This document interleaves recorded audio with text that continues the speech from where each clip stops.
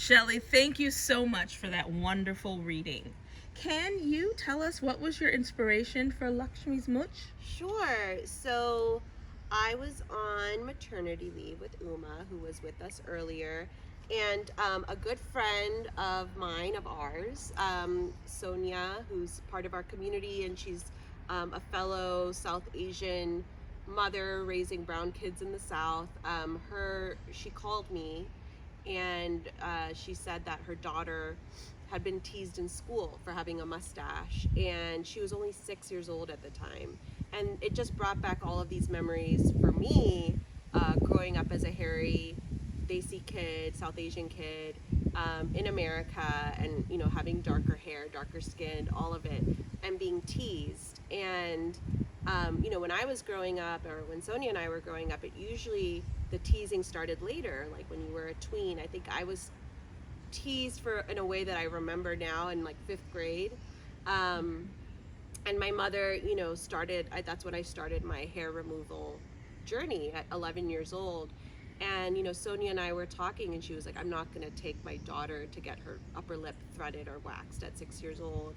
And so I wanted to create something for our girls, for our hairy girls all over the world, but for our girls in particular, so they didn't have to go through what we went through, and where hair removal wasn't the answer, because it doesn't have to be the answer. And that's something I've learned, later on in life, as a grown woman, as a mother, as a wife, and as a member of society. Just those societal pressures, how soon children are indoctrinated into these standards of beauty at now, as young as kindergarten, and wanting to teach our children self-love and self-acceptance, and also teach other children, children with lighter hair, white children that, aren't exposed to kids of color, that there is a loving and playful way to be curious about one another without hurting each other, without bullying, without teasing,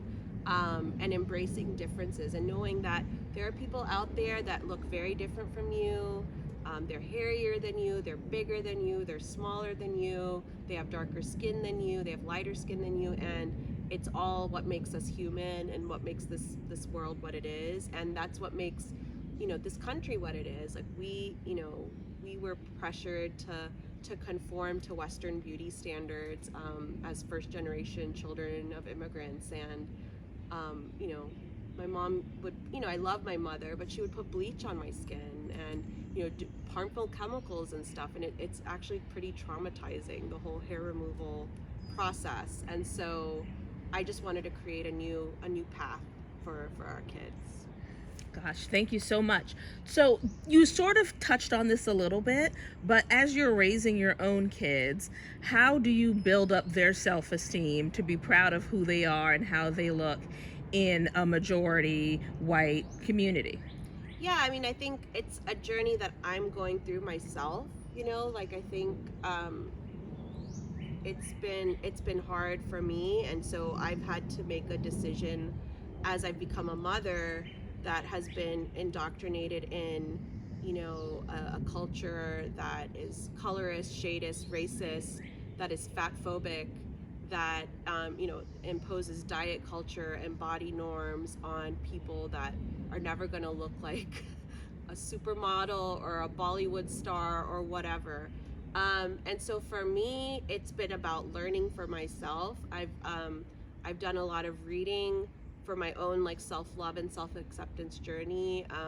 Sonia Renee Taylor's book, The Body Is Not an Apology, changed my life. She is a Black, fat, feminist woman, and she writes about how children have this sense of joy and wonder about their bodies when they're young, and then slowly that goes away.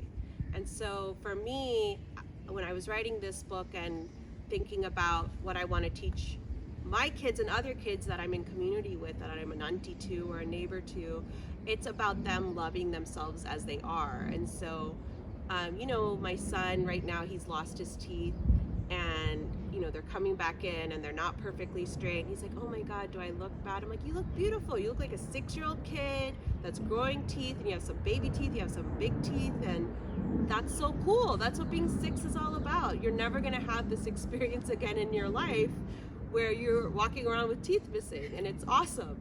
And that's, I mean, that's what it's about. And you know, they're hairy, they're exploring their bodies and their identity. Like, you know, they're biracial. So I'm Indian, my husband's Midwestern white from Wisconsin, and they're figuring it out. They're like, whoa, we kind of tan, and Papa turns red, and you know, like they're just figuring it all out. And that's what it should be about. It should be about, it shouldn't be like, oh, I want to look like that, or like, oh, look at this cool mole I have, or look at my hair, look at the texture of my skin. Like, there should be a sense of joy and wonder.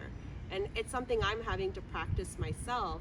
And even writing this book has been like a healing process for me. You know, like, Lakshmi's mother is definitely not me. It's someone, I wanted to write a mom, you know, I'm not judging anyone that wants to remove their hair, but I want it to be about choice. And I think that's also what you have to teach your kids. It's about consent and bodily autonomy and choice. So just because everyone else is waxing their eyebrows, do you want to do that? Why do you want to do that? I want us to start questioning why we're wanting to do things to our bodies. Is it about choice, or do you feel the pressure from majority society? Thank you. That is awesome and really helpful, I think, to a lot of other parents out there whose kids may not necessarily conform to the supermodel norm, whatever right. I mean, that is. It's been really amazing with the book coming out. I've had like friends reach out, and they, you know, they noticed that their kids were hairier and were nervous, and then they've read the book and they're like, my kid got so excited that they have a Mooch, you know, because Lakshmi has a Mooch. Or their kids have opened up to them. Like, I had a friend who has a son who's biracial, and he, you know, is in a majority white space, and she found out from him that he had been like shaving his legs because he felt embarrassed that he was hairier than his. So it's not even, someone doesn't have to say something. Children start noticing their differences very early, and either someone says something or they notice it and they're like, oh, why don't I look like everyone else? I need to change. And that is built into our culture, and we have to stop that. And let children realize, like, oh, I come from a hairy people, and this is what we look like, and it's beautiful and it's fine. And that's why I kind of allude to, you know, Mughal empresses, stately Ranis. If you look at like in antiquity and like ancient Indian and South Asian and even Iranian art, you see these women with unibrows and mustaches. So it is who we are. And then colonization, all of the damages that have been caused by imperialism have impacted us to this day in how we want to present ourselves to the world. And so I think it's also kind of a healing process and going back to our roots. Thank you. Now, you mentioned this is your debut book. Yes. Are you a children's book writer by profession? Tell us about this journey. No, I am an immigrant and worker rights attorney in the South. I've been doing social justice work, working with the immigrant community in Georgia and in the South for over a decade. But I do see my book as being tied to social justice work because, you know, a lot of the folks that I fight for come from immigrant communities, are you know, brown and black folks who are also marginalized in the workplace and by society because of their immigration status and the type of work that they do. You know, and so I think they're tied together, and I kind of use storytelling as a way of healing, as a way of like imagining what I wish the world could be when I see so much kind of pain, you know, in my everyday work. But I have kind of started this journey of becoming an author. I do have a second book coming out next year. It's called I Love My Body Because, and it's with Shyman and Schuster.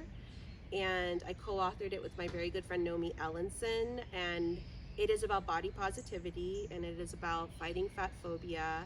I read Roxane Gay's book, Hunger, and she wrote in that book about the experience of having children point at her and say, look at that fat woman, and what that felt like for her. And I was just, you know, and I've had my own battles with fat phobia and diet culture and all of that, as most people have, most women have for sure. And I just really wanted to create a space where fat is not a pejorative word. And fat doesn't mean you're not healthy. It doesn't mean you're not beautiful. It doesn't mean anything. It means, like, there are fat people, there are thin people, there are people in wheelchairs, there are people that can walk. And just is celebrating the diversities of our physical bodies. That's what the next book is about. So writing Lakshmi and the experience of writing it and learning how to write a picture book kind of has opened up this avenue for me to kind of tell stories of what I want the world, what I want for my kids, what I want the world to kind of be like, and the representation I want for children to be able to see themselves, see their family members, kind of like, exactly what Jambo's doing, being able to open a book and be like, that could be me, that looks like me, and it's not just another white girl with blonde hair who's thin, who's trick-or-treating. Like, there are brown and black kids and Asian kids doing those things. We are America too. We are here. And I want to be a part of that narrative as a first generation girl that grew up in Georgia, now raising second gen biracial Desi kids. It kind of just started a little journey for me. Wow, thank you.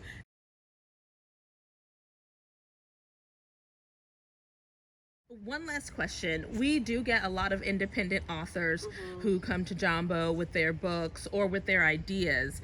Do you have any tips for people who want to start maybe writing their debut children's book? Yeah, I would say read children's literature. Like, if you go in my house, it's like filled with picture books. I think joining writers group, joining SEWI, I think it's like there's an organization that's focuses on children's literature for illustrators and children's writers, and they have writing groups and conferences. And yeah, I mean, some of my first readers were my friends, fellow parents, and I think taking a story and finessing it and looking at children's literature. Children's literature is very different from when we were growing up. Like, we read the Berenstain Bears books, and those are fun books, but they have a lot of words, right? And right now, picture books are around like 500 words. So much more literary. So I would recommend, like what my agent recommended to me was, don't read anything pre-2015 and do your research. If you want to write a book about, how to plant a flower, well, what other books are out there? How people talked about that before? And I think especially for folks that are, we need more representation in children's lit, whether it's through illustrators or picture book authors. Don't be afraid to put your story out there, and it's okay if it's rough. I think a lot of times I'll write something out and I'll start editing it right away, but I like to let things breathe. Like, I have projects that I'm working on now, and they're there, and I'm just giving them space and like living my everyday life, and that will give you inspiration. So that, I think those are my main tips. So you mentioned having an agent. How did you get an agent for independent authors who are like, where do I start? Yeah, I mean, I'm very, very, very blessed. My agent, Sabba Suleiman, is a fellow Wellesley alum. She's a good friend of mine, and we were friends in college. And she was always just very open to giving feedback to folks. She's a very loving, wonderful person. And I remember I emailed her with the idea, and she was like, I love the concept, but it needs work. Like, I need you to go read picture books, that are from today and how they're written, because it's a very different style from when we were kids. And so that's what I did, and I worked on it. I joined writers groups. I read a lot. I played around with it. I shared it with people. There's a children's book author named Joshua Funk, and he's written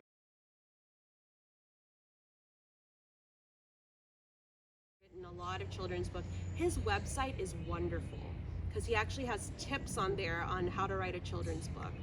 And you go on there, and he kind of goes, he has like these different steps for you to take, words to look for and take out, you know, things like that. So I just started reading, you know, just studying a little bit on you know, how to write a children's book. And I worked on it for like 6-7 months, and Sabba was like, wow, you know, you worked on this. And she ended up taking me on as a client. So I'm very lucky in that way. But I do know, I mean, my biggest recommendation for folks that are interested in going the agent, you know, getting an agent, and I mean, they open doors, they know what they're doing, they're very well versed in the industry. There are a lot of opportunities. There's this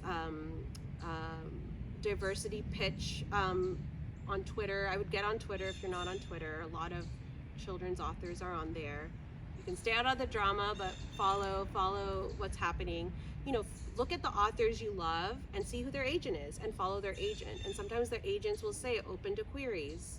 And then some of these workshops with SCWBI, they will have workshops on how to query an agent. And there are a bunch of resources out there on how to query an agent. So I would recommend just like getting on Twitter, following folks, you know, going to some of these workshops and learning about the pitching process. And I know a lot of people that have been picked up with the DV pitch process that Beth Fellon started, and she's a phenomenal agent as well. So I'm new to this world, but that's what I'm learning and seeing, and the advice that I give. Thank you so much for your time, Yes. Shelly, and thank you for sharing your beautiful daughter with us. Aw, thank and you. Lakshmi's Mooch. Thank you. And when can we expect to see your second book? Do we have a I date? think it's summer of next year. All right, we'll be on the lookout for it. Yay. Thank you. Thank you.